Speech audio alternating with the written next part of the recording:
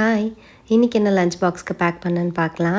எனக்கு மார்னிங் செய்யறதுக்கு ஈஸியாகவும் இருக்கணும், அதே சமயம் பாப்பாவுக்கு பிடிச்சதாகவும் இருக்கணும் அப்படின்னு நினச்சி நான் நைட்டே பிளான் பண்ணி வச்சுட்டேன். சக்கரவள்ளி கிழங்க வந்து சின்ன சின்னதாக கட் பண்ணி பொட்டேட்டோ எப்படி ஃப்ரை பண்ணுவோமே அதே மாதிரி பண்ணலாம் அப்படின்னு நினச்சேன். ஆனால் கத்தி வந்து கொஞ்சம் மொக்கையாகிடுச்சு. அதை ஷேர் பண்ண பிறகு தான் கொஞ்சம் நிம்மதியாச்சு.